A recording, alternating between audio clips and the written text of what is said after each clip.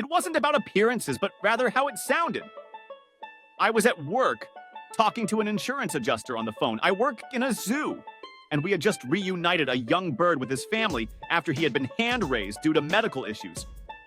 Though we took precautions, the bird became a bit spoiled around humans and felt entitled to pull at my hoodie string.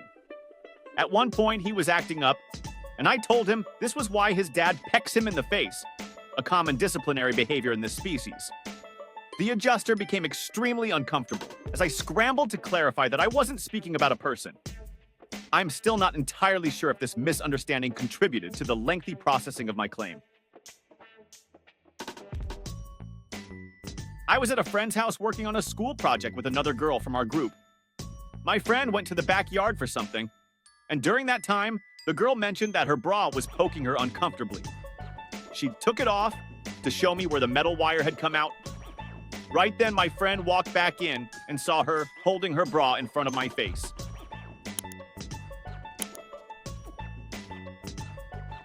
In high school, I was a quiet, studious kid who occasionally got picked on. One day, a bully tried to hit me with a yardstick, and I'd had enough. I snatched it from him and knocked him to the ground. At that moment, the principal walked by and ordered me to his office. I nervously followed him, expecting punishment. Instead, he smiled and said, "I'm sure Charles was the troublemaker. You're a good student. Go on, you're free to leave." I recently decided to surprise my girlfriend by ordering shoes online for both of us. The website included a size chart where you could measure your foot and compare it to their guide. After measuring, I left the tape measure on my nightstand. Later, my girlfriend came home and was on the phone with her mom about some furniture her mom wanted to give us. She started looking for the tape measure to check the wall space. From across the room, I called out, "It's on my nightstand. Don't ask why it's there." My wife, then girlfriend, and I were out for dinner when a blonde waitress hurried over from the other side of the restaurant.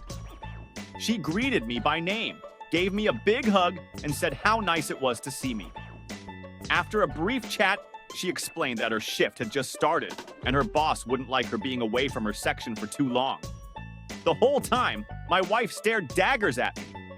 I blurted out, "It's not what it looks like. I can explain."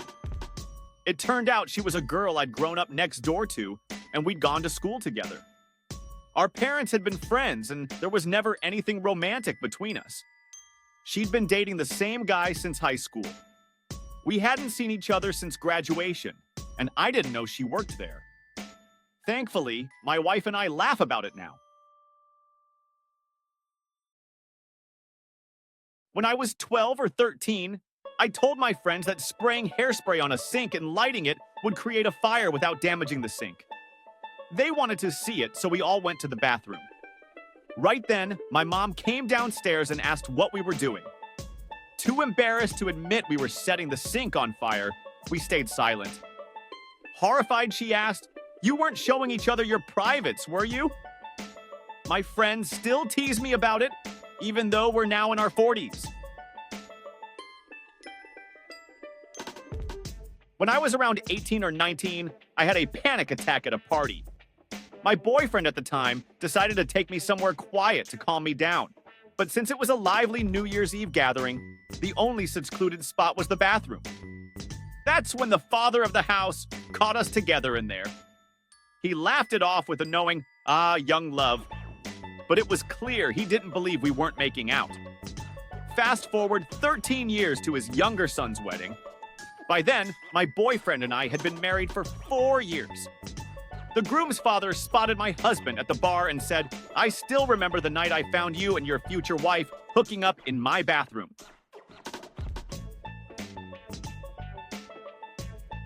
My late father had a brain injury that occasionally left him needing assistance, though he remained mentally sharp. Once, while at a shopping mall, his belt was too loose and he worried his pants might fall down. We went into the restroom and I knelt down to help him fix it. At that moment, a cleaner walked in and saw me on my knees, fiddling with his belt. Her face turned red, her eyes widened, and my dad blurted out, "This isn't what it looks like." She quickly left, mortified. I was in my early 20s, and it was one of the most humiliating experiences of my life.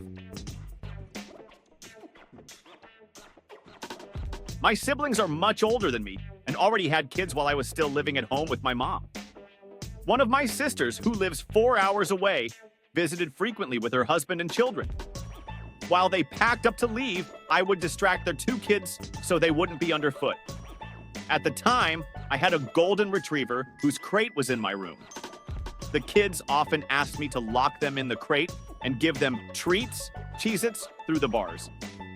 I'd always let them out when they got bored, but one time they stayed inside the entire time their parents loaded the car, about 30 minutes. My brother-in-law walked in to get the kids and caught me slipping a Cheez-It into the crate, saying, "You've been good. Here's your treat."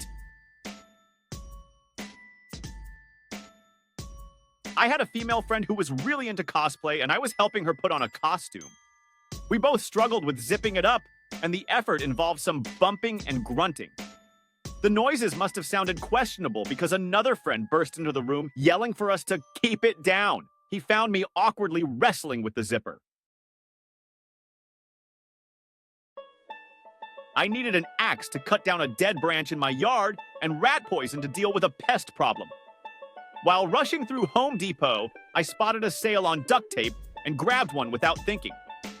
At the checkout, my cart had just 3 items: duct tape, rat poison, and an axe. The cashier gave me a concerned look and asked if she should be worried. I'm pretty sure I ended up on some kind of watch list after that.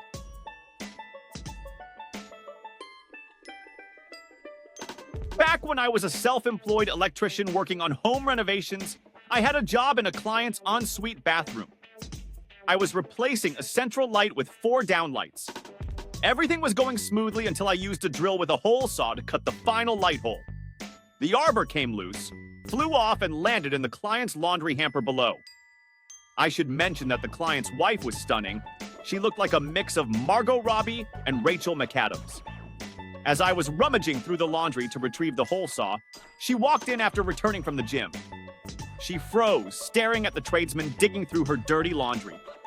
After some awkward laughs and an explanation, she seemed to understand, but I couldn't shake the feeling she thought I might be a secret creep.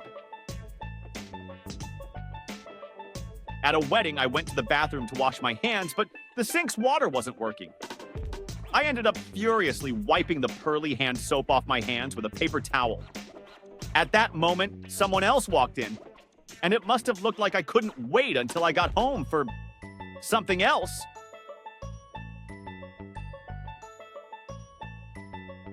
During basic training, I had a habit of getting unexpected nosebleeds while standing in formation. One morning, the guy in the cot next to me, Johnson, had been assigned a leadership role and needed to wake up 15 minutes early for a meeting. When the drills started yelling at 5 a.m., Johnson, who'd overslept, bolted upright and smashed his head on the bunk above him. He fell to the floor, clutching his bleeding forehead and yelling in pain. I immediately got up and shouted, "Johnson, are you okay?" Right then, my nose started bleeding. A drill sergeant walked in, and seeing me with blood on my face and Johnson writhing on the ground, started shouting, accusing us of fighting.